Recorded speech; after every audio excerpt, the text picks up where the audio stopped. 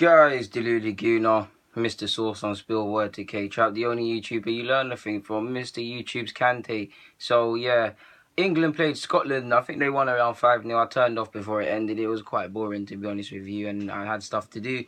But it was of particular interest, to be honest, because 3 players scored, I believe. Solanke scored, Tammy Abraham put in a penalty, and Joshua Onomah scored. Yes, it's great. They're 3 players of 3 different clubs. Solanke, formerly of Chelsea, playing first team minutes for Liverpool, making strides. Onomah gone to Villa to play football, to improve, to get an experience, and ultimately next year push for a starting lineup in the Spurs squad and a better place.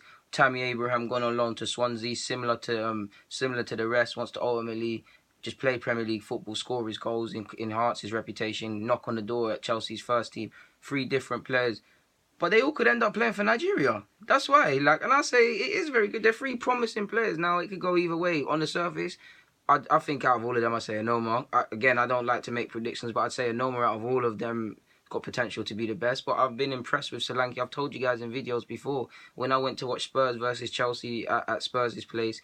And Solanke was playing in the 10 role. He's better than I thought he was. Now, some Chelsea fans that I've consulted with and Chelsea friends have said they like him, but he really underwhelmed at Vitesse, and it really wasn't going to happen. Tammy, I like Tammy as well, but I'd say Onomah's probably going to be the most promising. So on one hand, you could say these 3 players, they might never play for England and have to choose Nigeria as an alternative. I don't really like putting it like that because I don't believe Nigeria or any of these countries that these players are of descent from should be second choice, and they should be as more of an option as England. But that is how some of these footballers look at it, and how some of the footballing universe look at it. If we look at Jamaica, realistically, Sterling only plays for England because Jamaica are not of a suitable standard. The same way Marlon King, if he was good enough to play for England, he wouldn't have played for Jamaica. There's a lot of problems with Jamaican football, corruption. A lot of that could be said for a lot of Caribbean countries and African countries, and it is holding them back, but it isn't one of these things.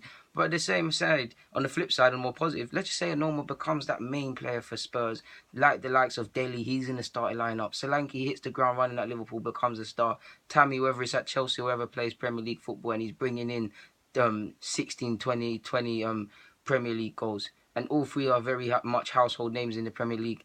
And they don't play for England. England would be missing out, wouldn't they? So it is very interesting. It's not just these 3. You've got Tomori that could play for Nigeria of Chelsea.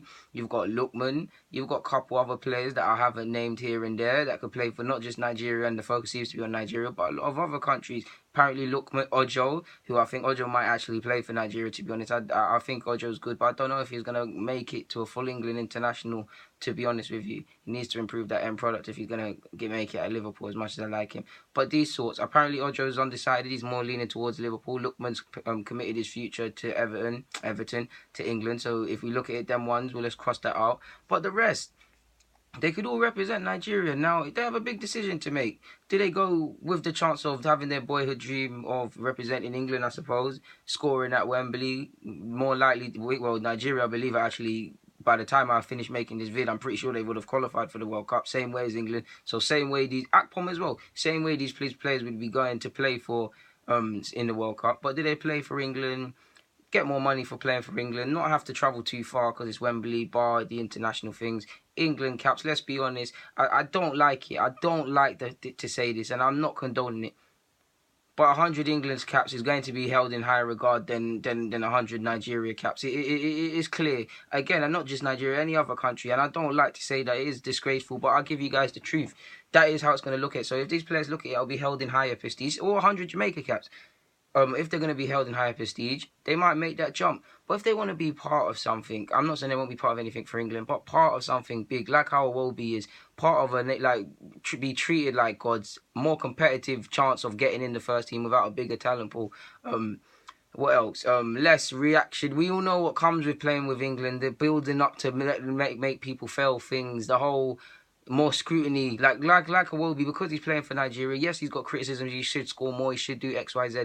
It's relatively quiet versus Sterling or whatever. Now imagine Iwobi went and played for England. He'll be getting that same heat. I'm not saying he didn't want to play for England. I'm just giving you guys the logic and trying to show you guys the logic. Or if Sterling played for Jamaica, who would really be making these things? Oh, he bought the millionaire buys links deodorant. Millionaire buys shower gel. Millionaire doesn't make it a 30-minute flight to go in. Doesn't go private jet for 30 minutes. Things like that. like these things and these newspaper resorts would kind of leave him alone. You saw how what happened when England exited. They somehow blamed it all on Kyle Walker. These certain things, and certain of you know what I'm talking about. These certain things don't know what to happen. Don't know what happen. I'm not saying play for England or Nigeria is definitely better than one or the other. But it's the gap is definitely closed, and most, like I said, obviously I'm Jamaican and Bajan, so them FAs, if players are of English descent, they're gonna pick England over them respective countries, and players are ultimately picking England over Nigeria. Back in the days, with these two countries, more so Nigeria, Nigeria in the sense that they're now in the World Cup, people would have scoffed at the chance. They wouldn't have played for that. But now Nigeria World Cup, England, Nigeria both in the World Cup.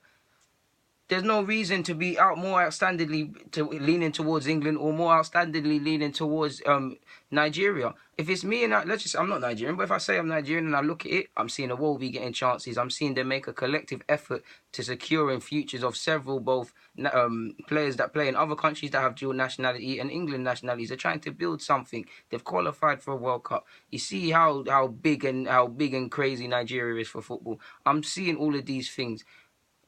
And England, I know what I'm getting with England, the chance to go World Cup and all these things. It's a tough decision, and there's no right or wrongs, but it's definitely a tougher decision than ever. Like I said, back in the days, you probably thought, what, England wants me, Nigeria safe. Personally, I don't know if Tammy Abraham will be good enough to play for England, or Ojo will be good enough for England, or Solanke will be good enough for England, or even an onomah to play for England. I don't like to predict, because some of these players can change. Some of these players will get better, some of these players will stagnate, some of these players will get worse. The player you probably sleep on, and I sleep on the most, is the player that's going to end up making the most noise. So I always tell you guys, what do I always say? Document. It's our job to react and not to predict. So yeah, I don't even know if I'm making much sense, guys, to be honest with you, man. But in short, regardless of if it's like Nigeria in this vid, if it's England versus Nigeria, players have a big decision to consider, especially in the next season. If I'm Akpom, if I'm all of these players, well, Akpom, you're not going to play much at Arsenal, so it's a bit of a myth. But a couple of these players that hold dual nationality and they're playing decent football, they have a decision to make. This is a chance to go to the World Cup. This is a chance to go to the World Cup. Iwobi probably doesn't go to the World Cup if he's English, to be honest with you. I don't like to say that. There's a case for him to go, but if he was English, probably wouldn't. He has his chance to go, develop in relative quietness. I don't really know the point of this video, guys, but yeah, man, I thought let me just give you guys some things on my brain. Guys, Deludaguna, I'm signing out. Get in the comments as always. Follow me on my socials, Deludaguna04. I'm out.